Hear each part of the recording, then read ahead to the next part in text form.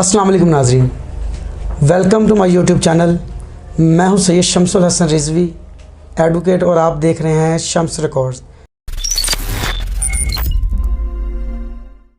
हम दोबारा मौजूद हैं मिस आयशा राजपूत एडवोकेट के पास और पिछली जो बातें हुई उसमें हमने लाहौर हाई कोर्ट का पूछा, लोअर कोर्ट्स का पूछा। आज अब इनकी पर्सनल लाइफ के बारे में पूछते हैं कि एक लॉयर जो है जो इतने केसेस सारा दिन करके थक जाता है तो क्या वो चिड़चिड़ा हो जाता है, फ़नी हो जाता है, क्या करता है वो अपने इंटरटेनमेंट के लिए, क्या करता है? अस्सलाम वालेकुम मैडम। वालेकुम अस्सलाम। मैडम क्या हाल चाल है? जी मैं ठीक हूँ, आप कैसे? अच्छा ये बताएं, ठीक है पिछली जो हमारी सारी बातें हो गई वो एक अलग चैप्टर था। जब आप कोर्ट से एक केस को वाइंड अप करके थक हार के आते हैं तो फिर आपकी रूटीन क्या होती है? हमारी रूटीन का कुछ भी पहले से अंदाज़ा नहीं होता। अच्छा। कभी कभी ऐसा होता है कि हमारी बेल अलाउ हुई है, कभी कभी कुछ भी हुआ है, अच्छा है बुरा है, वो तो हमें रिज़ल्ट तो ऑलरेडी आइडिया होता ही है जब हम अपने केस को आगे प्रोसीड करते हैं। तो जैसे ही अपने काम के रूटीन से फ्री होते हैं तो डेली बेसिस पे हम लोगों ने कोई ना कोई अपनी आउटिंग, कोई ना कोई हमने अपने लिए कुछ फ़न रखा होता है। और बेसिकली मैंने जैसे आपको बताया था पहले भी कि हमारा जो फ्रेंड्स का ग्रुप है आपस में बहुत अच्छे, सभी फ़नी नेचर हैं, कोई भी ऐसा सीरियस टाइप बंदा हमारे ग्रुप में है ही नहीं। तो हमारी आपस में जो गैदरिंग है ना वो भी हमारे लिए रिलैक्सेशन है, आपस का फ़न, आपस के जोक्स। तो ये अच्छी अंडरस्टैंडिंग भी, आपको पता है मेंटली। अच्छा एक सवाल मैं इधर ऐड करूंगा कि ऑफ द कैमरा हमारी बात हो रही थी, आप लड़कों के बारे में पॉजिटिव क्यों है जबकि एक लेडी लॉयर जो है वो सबसे पहले अपने माइंड में नेगेटिविटी रखती है। नेगेटिविटी से मुराद ये नहीं है कि लड़के गलत हैं, वो सिर्फ इसलिए ताकि वो अपने आप को स्टेबल रखे और किसी के साथ ज़्यादा फ्री ना हो। आप ये कहते हैं कि जी लड़के ज़्यादा पॉजिटिव हैं गर्ल्स की निस्बत, इसकी क्या वजह है? मैं ऐसा है कि फीमेल की नेचर है, वो छोटी छोटी बातों को फील करती है, बिल्कुल इंक्लूडिंग मी, मैं भी फीमेल हूँ। लेकिन तो आपने अभी तक मैंने नहीं देखा कि आपने कोई बात फील की हो, बल्कि आप किसी भी बात को इग्नोर ही करते हैं कि ठीक है। लेकिन आपने देखा होगा कि मेरी ज़्यादा गैदरिंग भी तो बॉयज़ के साथ है। हाँ, तो फिर आपकी गैदरिंग का और आपकी कंपनी का बहुत ज़्यादा असर होता है आपकी पर्सनैलिटी पे। तो मेरी घर में भी ज़्यादा माशाल्लाह से भाइयों के साथ अच्छी अंडरस्टैंडिंग है। वैसे तो सिस्टर्स के साथ भी बहुत अच्छी अंडरस्टैंडिंग है, लेकिन अब सिस्टर्स सभी मैरिड हैं तो अब भाई हैं, भाई लोगों के साथ मेरी बहुत अच्छी अंडरस्टैंडिंग है। उनके साथ सारा टाइम फ़न करना, इंजॉय करना, हर तरह का मजाक करना। तो मुझे इस वजह से सबसे पहले जो एक बेस है ना मेरी, वो घर से ही ऐसी बनी है। बिल्कुल ठीक है कि फादर ने हम सिस्टर्स की और ब्रदर्स की, बहन भाइयों की, सबकी एक जैसी तरबियत की है। अच्छा आप जिस ऑफिस में मौजूद हैं, हाँ। आपने लड़कों में नेगेटिविटी देखी है? जैसे कि एक लड़की कोई जब आती है एज अ जूनियर तो बाहर के लोगों का ये कहना है, हम लॉयर्स तो एक दूसरे को जानते हैं कि हम कितनी एक दूसरे को रिस्पेक्ट देते हैं, लेकिन बाहर के लोग ये समझते हैं कि एक जूनियर जो लेडी लॉयर है वो जब एक ऑफिस में आती है तो लड़के उसकी तरफ देखना शुरू हो जाते हैं या उसको इम्प्रेस करने की कोशिश करते हैं। कोई ऐसा कोई वाकया है आपके ज़हन में? ऐसा है भी। अच्छा है भी। अच्छा। लेकिन मेरा ख्याल है कि इसके लिए सबसे पहली बात ये कि आप में इग्नोरेंट पावर होनी चाहिए। बिल्कुल ठीक। आप उसको इग्नोर करें। बिल्कुल ठीक। जब आप उसको फील करते हैं, जब आप उसको अपने माइंड पे हावी कर लेते हैं ना, तब प्रॉब्लम्स आना शुरू हो जाते हैं।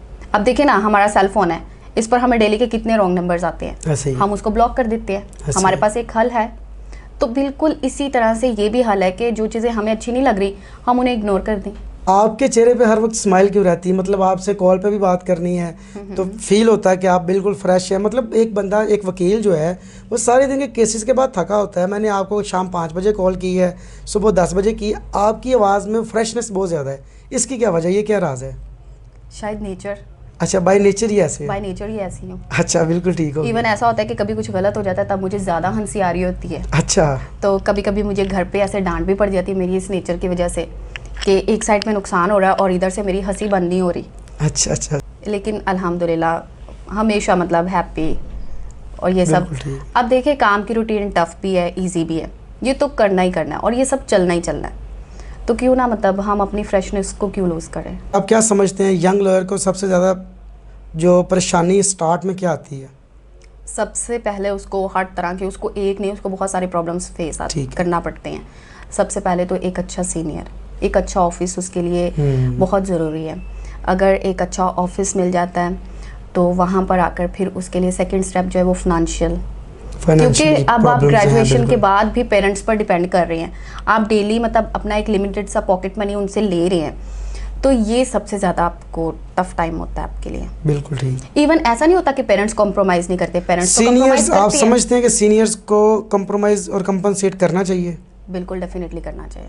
और आप क्या समझते हैं, अक्सर सीनियर्स करते हैं या नहीं करते? अब अक्सर का तो मुझे नहीं पता, लेकिन मेरे जो सीनियर है वो मुझे अकोमोडेट करते हैं, बिल्कुल, वो मुझे सपोर्ट भी करते हैं। इवन ऐसा होता है कि जो मेरे पर्सनल केसेस होते हैं उसमें भी वो मुझे सपोर्ट करते हैं। बिल्कुल ठीक हो गया। और मेरा ऑफिस तो बहुत अच्छा है अल्हम्दुलिल्लाह, मुझे ऐसा फेस नहीं करना पड़ा। लेकिन मेरे बहुत सारे ऐसे फेलोज़ हैं जो वेटिंग में हैं, एक अच्छे ऑफिस की सर्च में हैं। लाइक आपको आइडिया है, एक फ्रेंड का तो हम लोगों को मिलके मतलब आइडिया बिल्कुल ऐसे कि वो एक अच्छे ऑफिस की सर्च में है कि मुझे एक मिले। बिल्कुल ऐसे ही। तो ये सारी प्रॉब्लम्स जो है ना, मतलब एक यंग लॉयर को फेस करना पड़ती हैं, लेकिन आई एम थैंकफुल। इंशाल्लाह नेक्स्ट वीडियो हम ना आपकी उस फ्रेंड पे बनाएंगे कि उसको कौन सी प्रॉब्लम्स फेस करनी पड़ रही हैं, और एक जो यंग लॉयर होता है जिसकी ज़्यादा वाइडली उसके सोर्सेज नहीं होते, ताल्लुकात नहीं होते, तो वो क्या करता है बेचारा। जैसे आपने अभी बात की है कि आपकी जो फ्रेंड है वो सर्च कर रही कोई ऐसी लीगल फर्म या कोई ऐसा चैम्बर जिससे वो कोई अकोमोडेट करें, कंपनसेट करें। इंशाल्लाह इस पर नेक्स्ट वीडियो हम फिर लाजमी बिल्कुल। आप देखिए ना, मौका ही नहीं दिया जाता।